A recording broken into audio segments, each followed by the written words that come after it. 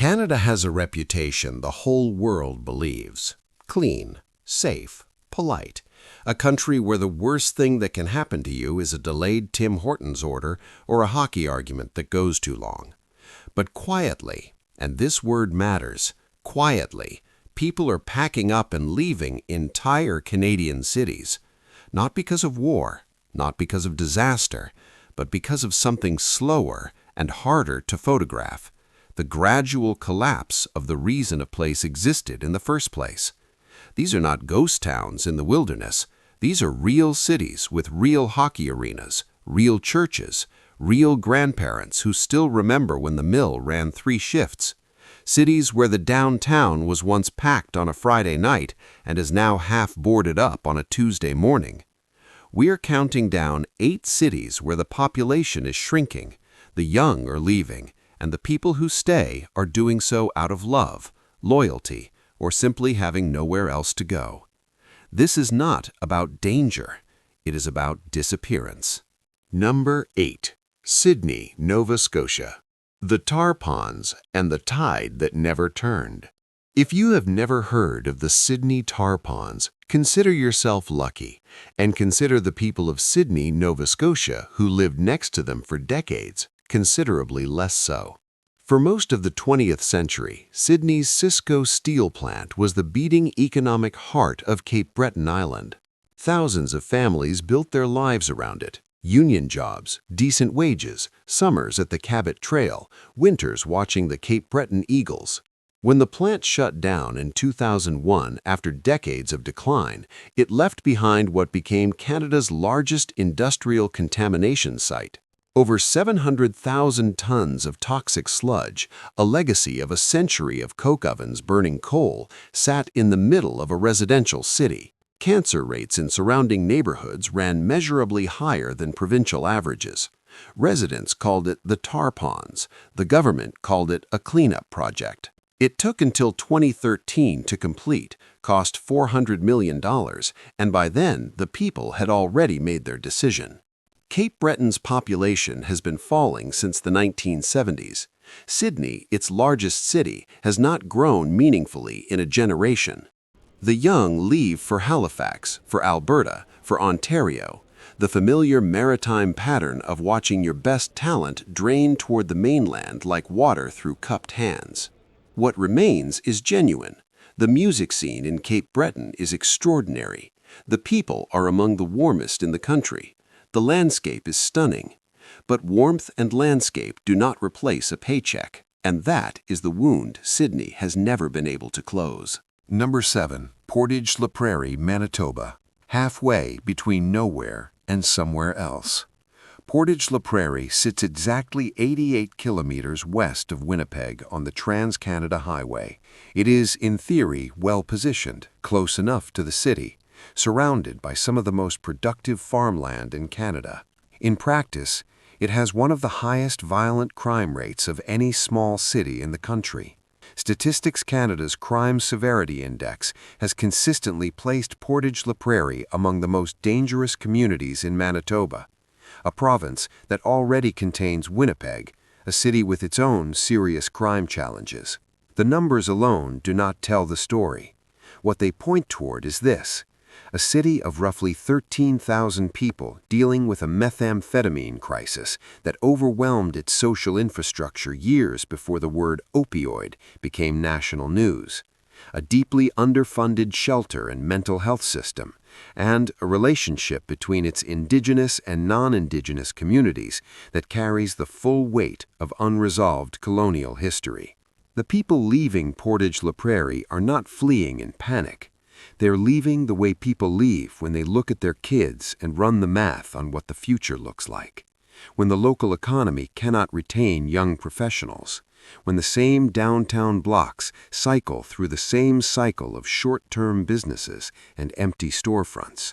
Portage la Prairie is not a failure. It is a warning about what happens when a community is positioned to succeed on paper and left without the support to actually do it. Number 6. Windsor, Ontario, the border city that bet everything on one industry. Windsor sits at the end of a long peninsula. separated from the United States by 400 meters of the Detroit River. It is the southmost city in Canada. It has more sunlight than almost anywhere else in the country. It has a waterfront that should be spectacular. It also bet its entire economic identity on the automotive industry, and for decades, that bet paid off. Then it didn't. Windsor's unemployment rate during the 2008-2009 financial crisis hit 15.8%, the highest of any major Canadian city. Entire neighborhoods watched GM and Chrysler plants idle, downsize, and restructure. The recovery was partial, uneven, and left behind a city with real scars. A downtown that has struggled to retain retail, suburbs that feel built for a population that has partially departed, and a municipal government perpetually stretched between ambition and budget reality. Windsor is not collapsing, but it is a city where the young, ambitious, and mobile look at what is available and quietly calculate whether Toronto or London, Ontario is a better bet. The city proper has grown slowly, but the growth is modest relative to its potential, and the people leaving are often the ones a city can least afford to lose. There is real beauty in Windsor. The sunsets over Detroit are genuinely stunning, an irony that is not lost on anyone. But a beautiful view does not pay rent, and Windsor has spent 30 years learning that lesson harder than almost anywhere in Ontario. Number 5. Prince George, British Columbia. Boom, bust, repeat. Prince George calls itself the northern capital of BC. It is the largest city in the interior north of the province, a hub for forestry, transportation, and regional services for a vast geographic area. It is also a city where the violent crime rate consistently runs more than double the national average, where the opioid crisis has devastated the downtown core, and where the cycle of forestry boom and bust has repeated itself so many times that the word recovery has started to lose meaning. The mill closures of the late 1990s and 2000s hit Prince George harder than anywhere else in BC. The city's population peaked around 80,000 and has hovered, sometimes dropped, since. Young people leave for Vancouver, for Calgary, for anywhere with more economic diversity. What remains is a city that is genuinely trying, with a university, with real investment efforts, with community organizations doing extraordinary work, but fighting against geography, economics, and a drug crisis that has claimed lives the city had no infrastructure to save. The people of Prince George are not defeated. Drive through on a clear winter day and you will see a community that still has pride, still has hockey, still has a sense of itself. But pride does not reverse a decades-long population trend, and the quiet leaving, the kids who go to UNBC and then head south, the families who choose Kelowna over a northern winter, is real, consistent, and ongoing. Number 4. St. John, New Brunswick, the city that Canada forgot to invest in. St. John is the oldest incorporated city in Canada. It has a harbor that shaped national history, a downtown of Victorian architecture that should be drawing tourists the way Quebec City does, and a working-class identity so genuine it puts most cities to shame.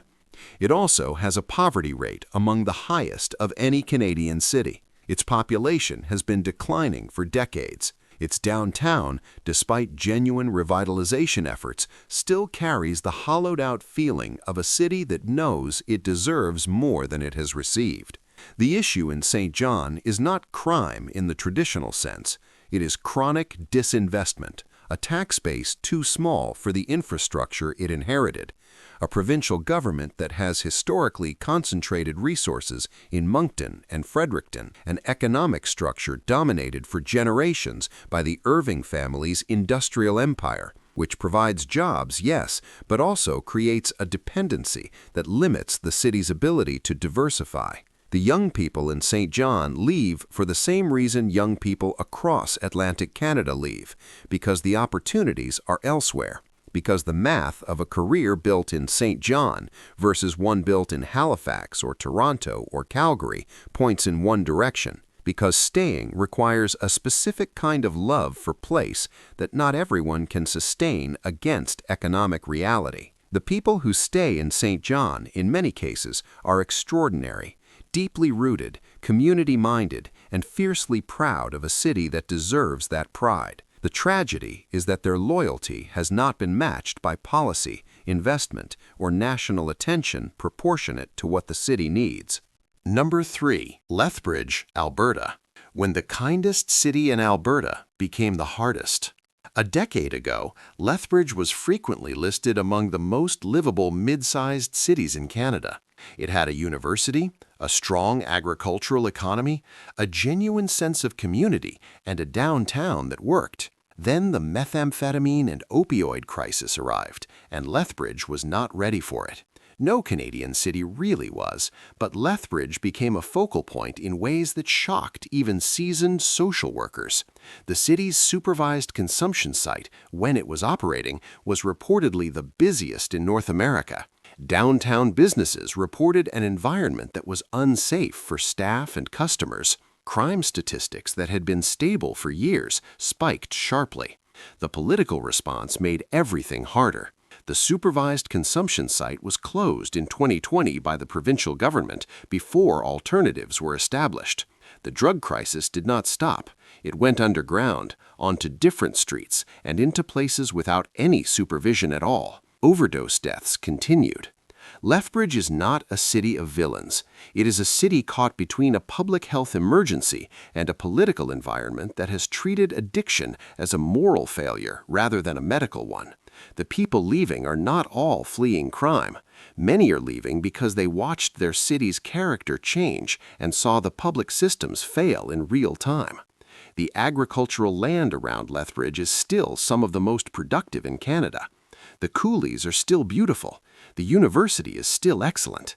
But a city's character is not just its geography, and the Lethbridge that many people loved in 2012 and the Lethbridge of 2024 are not entirely the same place. Number 2. Kenora, Ontario. 90 minutes from the Manitoba border and a world away from help. Most people driving the Trans-Canada Highway through northwestern Ontario stop in Kenora. The Lake of the Woods is genuinely breathtaking, a landscape of Canadian shield granite, clear water, and old-growth forest that would be a postcard anywhere else in the country. But Kenora carries a weight that the landscape does not prepare you for. The city sits at the intersection of some of the most under-resourced First Nations communities in the country. Decades of policy failures, residential schools, the 60s scoop, chronic underfunding of reserve infrastructure have produced a crisis of intergenerational trauma, addiction, and poverty that concentrates in Kenora's streets because the surrounding communities have no local resources to address. Kenora's violent crime rate has ranked among the highest in Canada for years. The city's downtown reflects this, a community simultaneously trying to serve as a tourist gateway and a social services hub, with the budget of a small Ontario town and the challenges of something much larger. The people leaving Kenora are both Indigenous and non-Indigenous. Young people from surrounding First Nations communities leave for Thunder Bay, Winnipeg, or anywhere with more opportunity. Non-Indigenous families leave because the social pressures the city carries exceed what local government has the resources to address. What makes Kenora painful to discuss honestly is that the root causes are not local failures. They are the accumulated consequences of national policy decisions made over generations. The people of Kenora, all of them, are managing a crisis they did not create and have not been adequately supported to solve. Number 1. Thunder Bay, Ontario. The city that holds up half the country and cannot hold itself together. The port of Thunder Bay handles more grain than anywhere else in the country. The Trans-Canada runs through it. It is the regional hub for an enormous stretch of northwestern Ontario. Without Thunder Bay, the logistics of Canadian agriculture do not function. It is also consistently ranked as one of the most dangerous cities in Canada. Its violent crime rate has been among the highest of any Canadian census metropolitan area for years running. Its homicide rate has at times exceeded that of Toronto, a city with 15 times the population. The statistics point to a city in genuine crisis, but the statistics do not explain the crisis, and this matters. Thunder Bay has one of the largest urban Indigenous populations in the country. It is the destination city for Indigenous people from dozens of remote First Nations communities across the Northwest. Communities so isolated that Thunder Bay is where you go for medical care, for high school, for anything the reserve cannot provide.